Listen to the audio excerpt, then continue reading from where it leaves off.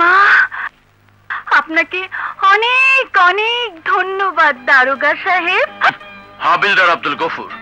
ও, হাবিলদার আব্দুল গফুর সাহেব। ওই শয়তানটা কে? ওইটা আমাদের ছোট সর্দার। ছোট সর্দার? কে তুমি? কোথায় থাকো? ওই পাহাড়ের পেছনে আমাদের সাঁওতাল বস্তি। আমি সর্দারের মেয়ে। তাহলে আমাকে তোমাদের সর্দারের কাছে নিয়ে চলো, তার সাথে আমার কিছু কথা আছে। ওই মা, চলুন চলুন।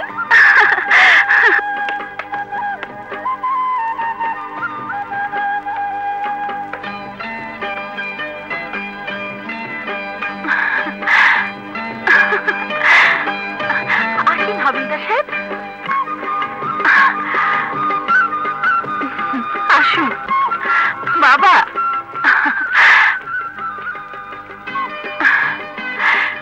বাবা, হাবিলদার সাহেব তোমার সঙ্গে দেখা করতে এসেছেন। সালাম হাবিলদার সাহেব। সালাম। বলুন, কি খেদমত করতে পারি? আমি শুনেছি এই এলাকা দিয়ে অনেক চোরা কারবারি মাল আসে যায়, আর এও শুনেছি আপনি তাদের সাহায্য করেন। হাবিলদার সাহেব, আমি আমার সর্দারির কসম খেয়ে বলছি, আমরা কোনোদিন এমন কাজ করতে পারি না। আমরা সাঁওতাল, আমাদের ঈমান আছে, আমরা কোনোদিন বেঈমানি কাজ করতে পারি না।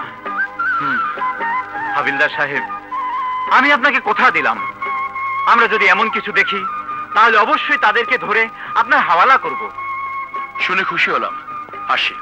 না হাবিলদার সাহেব, আমাদের এখানে কেউ এলে না খেয়ে খালি মুখে যেতে পারে না। মানুরি, যা হাবিলদার সাহেবের জন্য রস নিয়ে আয়। যাচ্ছি বাবা। বসুন।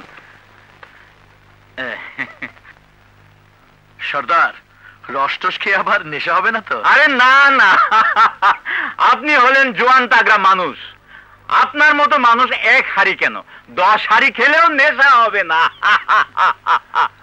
কই রে মানুরি? হাবিলদার সাহেব, এই নিন রস।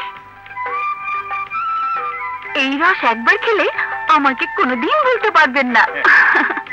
তোমার রস না খেলেও তোমাকে আমি ভুলতে পারতাম না। ওই মা, কেন? তোমার যে কণ্ঠ শুনেছি তা ভোলার নয়। ওই মা, শুধু কণ্ঠ? সবাই বলে আমি নাকি এখানকার সেরা সুন্দরী, তাই অনেকে আমাকে বিয়ে করতে চায়। তোমাকে বিয়ে করতে চাওয়াটা কারো অপরাধ নয়, আসলে তুমি খুব সুন্দরী। ওই মা, আপনিও বলছেন? হ্যাঁ, ঠিক ঠিকই বলেছেন। দেখলেন না, ছোট সর্দার আজ আমাকে নিয়ে। জাবরু, কি করেছে তোকে? ও আমাকে নষ্ট করতে চেয়েছিল। জাবরু! থাক বাবা, ওর বিচার দারোগা সাহেব করে ফেলেছেন। দারোগা নয়, হাবিলদার আব্দুল গফুর। ওই মা, হাবিলদার আব্দুল গফুর।